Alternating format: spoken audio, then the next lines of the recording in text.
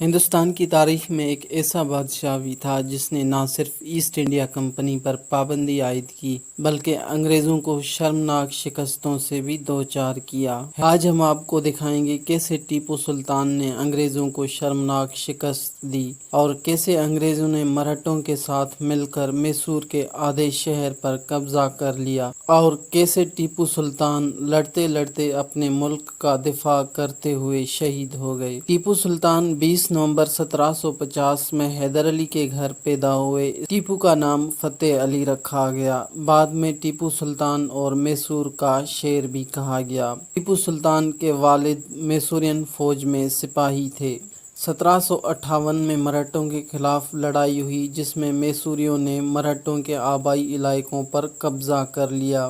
اس جیت کے نتیجے میں حیدر علی کو میسور فوج کا کمانڈر بنا دیا گیا اور 1761 میں وہ میسور کا بادشاہ بن گیا۔ جب حیدر علی بادشاہ بنے تو ٹیپو سلطان اعلیٰ اساتذہ کے زیر نظر تعلیم حاصل کر رہا تھا۔ ٹیپو سلطان نے فرانسیسی افسران سے فوجی حکمت عملی کا بھی مطالعہ کیا کیونکہ حیدر علی نے ہندوستان میں فرانسیسیوں سے اتحاد کیا ہوا تھا۔ 1766 میں جب ٹیپو سلطان محض 15 سال کا تھا اس نے پہلی بار اپنی فوجی تربیت کا اطلاق کرنے کا موقع حاصل کیا جب ٹیپو نے اپنے والد کے ہمراہ ملابار پر حملہ کیا۔ اس وقت ٹیپو نے 2000 سے 3000 سپاہیوں کی کمانڈ سنبھالی اور بڑی ہوشیاری کے ساتھ ملابار کے چیف کو قابو کرنے میں کامیاب ہو گیا۔ اس چیف نے ہتھیار ڈال دیے اور دیگر مقامی رہنماؤں نے جلد ہی اس کی مثال مان لی۔ حیدر علی کو اپنے بیٹے پر اتنا فخر تھا کہ اس نے 500 گھوڑ سواروں کی کمانڈ ٹیپو کو دی اور میسور کے اندر 5 اضلاع کی حکمرانی بھی دی۔ 18ویں صدی کے وسط میں ایسٹ انڈیا کمپنی نے مقامی سلطنتوں کو آپس میں لڑوا کر جنوبی ہندوستان میں اپنا کنٹرول بڑھانا چاہا۔ 1767 میں انگریزوں نے مرہٹوں اور نظام کے ساتھ اتحاد کیا اور مل کر میسور پر حملہ کیا۔ حیدر علی علیحدہ مرہٹوں کے ساتھ صلح کرنے میں کامیاب ہوا اور پھر جون میں حیدر علی نے اپنے 17 سالہ بیٹے ٹیپو سلطان کو نظام سے بات چیت کرنے کے لیے بھیجا۔ نوجوان ٹیپو تحفے لے کر نظام کیمپ پہنچا جس میں نقد رقم، زیورات، سونا، 10 گھوڑے اور 5 تربیت یافتہ ہاتھی شامل تھے۔ صرف ایک ہفتے میں ٹیپو نے نظام کے حاکم کو اپنی طرف متوجہ کرنے اور انگریزوں کے خلاف میسوریائی جنگ میں شامل ہونے پر آمادہ کیا۔ اس کے بعد ٹیپو سلطان نے مدارس موجودہ چنئی پر حملہ کیا لیکن اس کے والد حیدر علی کو ترووننمالائی میں انگریزوں کے ہاتھ شکست کا سامنا کرنا پڑا اور اپنے بیٹے کو واپس بلانا پڑا۔ حیدر علی نے مانسون کی بارشوں کے دوران لڑائی جاری رکھنے کا غیر معمولی اقدام اٹھانے کا فیصلہ کیا اور ٹیپو کے ساتھ مل کر 2 برطانوی قلعوں پر قبضہ کر لیا۔ میسوریائی فوج تیسرے قلعے کا محاصرہ کر رہے تھے تب برطانوی فوج کو امداد مل گئی۔ ٹیپو اور اس کے گھوڑ سواروں نے طویل عرصے تک برطانوی فوج کو روک رکھا تاکہ حیدر علی بہتر پوزیشن میں آئے۔ اس کے بعد ٹیپو اور حیدر علی نے برطانوی زیر قبضہ شہروں پر حملہ کر کے ان پر قبضہ کرنا شروع کیا۔ انہوں نے مشرقی ساحل پر برطانوی بندرگاہ مدارس سے برطانوی جہازوں کو انخلا کر دیا۔ اس ذلت آمیز شکست کے بعد 1769 میں انگریزوں کو حیدر علی کے ساتھ مدارس کا معاہدہ کرنا پڑا۔ معاہدے کے تحت دونوں فریقوں نے جنگ سے پہلے کی حدود میں واپسی پر اتفاق کیا اور کسی بھی دوسری طاقت کے حملے کی صورت میں ایک دوسرے کی مدد کرنے پر بھی اتفاق کیا۔ اس معاہدے کے بعد کچھ یوں ہوا کہ 1771 میں مرہٹوں نے 30,000 فوجیوں کا دستہ لے کر میسور پر حملہ کیا۔ حیدر علی نے ایسٹ انڈیا کمپنی سے مطالبہ کیا کہ مدارس معاہدے کے تحت اپنی فوج بھیجیں۔ ایسٹ انڈیا کمپنی نے معاہدے کی خلاف ورزی کرتے ہوئے اپنی فوج نہیں بھیجی۔ اس جنگ میں ٹیپو سلطان نے مرہٹوں کو شکست کا مزہ چکھایا اور اس کے بعد ٹیپو اور اس کے باپ نے کبھی انگریزوں پر بھروسہ نہیں کیا۔ پہلی اینگلو میسور جنگ ختم ہونے کے بعد حیدر علی نے 90,000 فوجیوں کے ساتھ کرناٹک پر حملہ کیا جس کا اتحاد برطانیہ سے تھا۔ ایسٹ انڈیا کمپنی نے مدارس میں بیٹھے برطانوی فوج کے کمانڈر سر ہیکٹر منرو کے ماتحت اپنی فوج کا زیادہ تر حصہ میسور کے خلاف خلاف بھیجنے کا فیصلہ کیا اور کرنل بیلی کے ماتحت ایک دوسری فوج سے بھی گٹھ جوڑ کر لیا اور مرکزی فورس سے ملنے کا مطالبہ کیا۔ حیدر علی کو جب اس کی خبر ملی تو اس نے 10,000 فوجیوں کو بیلی کے روکنے کے لیے بھیجا۔ 1780 میں ٹیپو اور اس کی 10,000 گھوڑ سوار فوج نے بیلی کی مشترکہ ایسٹ انڈیا کمپنی اور ہندوستانی فوج کو گھیرے میں لے لیا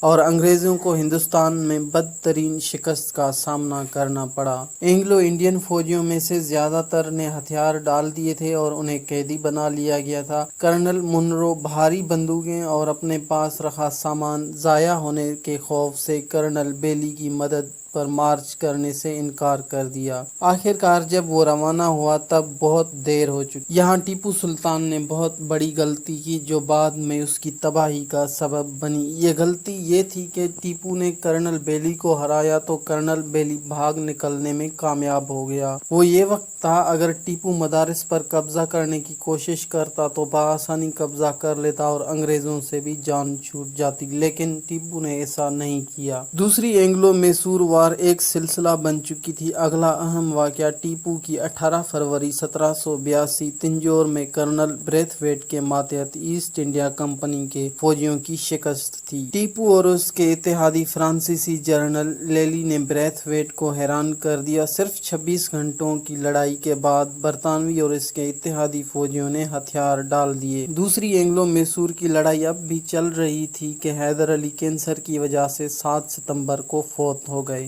29 ستمبر 1782 کو ٹیپو نے اپنے والد کا تخت سنبھالا۔ انگریزوں کو امید تھی کہ یہ اقتدار کی منتقلی اتنی آسان نہیں ہوگی، انہیں جاری جنگ میں فائدہ ہوگا۔ تاہم فوج کی طرف سے ٹیپو کو ہموار منتقلی اور فوری قبولیت نے انہیں ناکام بنا دیا۔ ٹیپو سلطان نے انگریزوں کی سپلائی لائن بھی کاٹ دی اور انگریزوں کے سپاہی بھوک سے نڈھال ہو کر مرنے لگے۔ انگریز نئے سلطان کے خلاف کسی بھی حملہ کرنے کی صورت میں نہیں تھے۔ دوسری میسور کی جنگ 1784 تک جاری رہی۔ اس بیشتر عرصے میں ٹیپو سلطان نے اپنی بالادستی برقرار رکھی اور آخر کار 11 مارچ 1784 کو ایسٹ انڈیا کمپنی مینگلور کے معاہدے پر دستخط کرنے پر مجبور ہو گئی۔ معاہدے کے شرائط کے تحت دونوں فریق ایک بار پھر علاقے کے لحاظ سے جمود کی طرف لوٹ آئے۔ سلطان نے جن تمام برطانوی اور ہندوستانی جنگی فوجیوں کو قیدی بنایا تھا ان کی رہائی پر بھی اتفاق۔ انگریزوں پر 2 فتوحات ہونے کے باوجود ٹیپو سلطان کو احساس ہوا کہ ان کی آزاد مملکت کے لیے ایسٹ انڈیا کمپنی ایک سنگین خطرہ ہے، لہذا ٹیپو نے مستقل فوجی ترقی کے لیے مالی اعانت شروع کی، جن میں میسور کے مشہور راکٹ آئرن توپیں شامل ہیں۔ یہاں یہ بھی بتانا ضروری ہے کہ ٹیپو سلطان کو فرسٹ میزائل مین بھی کہا جاتا ہے۔ ٹیپو نے اپنے دور حکومت میں سکے کی نئی تشکیل دی اور ریشم کی تجارت کو عالمی مارکیٹ تک رسائی جیسے کام کیے، جس سے میسور کی ریاست بہت خوشحال تھی اور ہندوستان کے باقی علاقوں کی نسبت میں میسور میں بڑے پیمانے پر کاروبار تھا۔ اسی کاروبار کی وجہ سے انگریز، مرہٹے اور نظام بار بار میسور پر حملہ کر رہے تھے۔ 1789 سے 1792 کے درمیان ٹیپو سلطان کو تیسری بار انگریزوں کا سامنا کرنا پڑا۔ اس بار میسور کو اپنے معمول کے اتحادی فرانس سے مدد نہیں مل پائے گی، جو فرانسیسی انقلاب کے زد میں تھا۔ اس موقع پر انگریز کی قیادت امریکی انقلاب کے دوران برطانوی کمانڈر میں سے ایک لارڈ کارنوالیس نے کی۔ بدقسمتی سے ٹیپو سلطان اور اس کے لوگوں کے لیے انگریزوں کے پاس اس بار جنوبی ہندوستان میں سرمایہ کرنے کے لیے زیادہ توجہ اور وسائل تھے۔ اگرچہ جنگ کئی سال تک جاری رہی، ماضی کی مصروفیات کے برعکس انگریزوں نے اپنے دائیں سے کہیں زیادہ منزل حاصل کر لی۔ جنگ کے اختتام پر انگریزوں نے ٹیپو سلطان کے دارالحکومت سرنگا پٹم کا محاصرہ کیا اور میسوریوں کو سرنڈر کرنا پڑا۔ 1793 میں سرنگا پٹم معاہدے کے تحت انگریزوں اور ان کے اتحادیوں مراٹھا سلطنت نے میسور کا آدھا حصہ قبضے میں لے لیا اور ٹیپو سلطان سے بھاری تاوان بھی لیا۔ یہ میسور کے ٹائیگر کے لیے انتہائی افسوسناک شکست تھی، جس کے بعد وہ کبھی سنبھل نہیں پایا۔ 1798 میں نپولین بوناپارٹ نامی ایک فرانسیسی جنرل نے مصر پر حملہ کیا۔ بوناپارٹ نے مصر کو ایک ایسی قدمی پتھر کے طور پر استعمال کرنے کا منصوبہ بنایا جہاں سے وہ زمین مشرقی وسطی فارس اور افغانستان کے ذریعے ہندوستان پر حملہ کرے اور انگریزوں سے مقابلہ کرے۔ اس بات کو ذہن میں رکھتے ہوئے وہ شخص جو شہنشاہ ہوگا جنوبی ہندوستان میں برطانیہ کے سب سے مضبوط دشمن ٹیپو سلطان کے ساتھ اتحاد ہوگا۔ نپولین کا مصر پر حملہ ایک فوجی تباہی ثابت ہوا۔ بدقسمتی سے ان کے اتحادی ٹیپو سلطان کو بھی زبردست شکست کا سامنا کرنا پڑا۔ 1798 تک انگریزوں کے پاس تیسری اینگلو میسور جنگ سے ریکور ہونے کے لیے بہت ٹائم تھا۔ ان کے پاس مدارس میں رچرڈ ویلزلی ارل آف ماننگٹن برطانوی فوج کا نیا کمانڈر بھی تھا جو جارحیت اور بڑھتی ہوئی حرکت پالیسی کا ماہر تھا۔ اگرچہ انگریزوں نے میسور کا آدھا حصہ اور بڑی رقم لے رکھی تھی لیکن اس بار ٹیپو نے دوبارہ نمایاں طور پر میسور کو نو تعمیر کر لیا اور میسور ایک بار پھر خوشحال تھا۔ ایسٹ انڈیا کمپنی جانتے تھے کہ بھارت کی کل تسلط میں واحد رکاوٹ میسور ہے۔ فروری 1799 میں 50,000 فوجیوں پر مشتمل برطانیہ کے زیر اتحاد مراٹھا نظام اور انگریزوں نے ٹیپو سلطان کے دارالحکومت کی طرف مارچ کیا۔ یہ یورپی افسران کی غیر معمولی نوآبادیاتی فوج اور غیر تربیت یافتہ مقامی بھرتیوں کی ایک نوآبادیاتی فوج نہیں تھی بلکہ یہ تمام فوج ایسٹ انڈیا کمپنی کی موکل ریاستوں سے بہترین افراد پر مشتمل ہے جس کا واحد مقصد میسور کی تباہی ہے۔ اگرچہ انگریزوں نے میسور کو ایک تحریک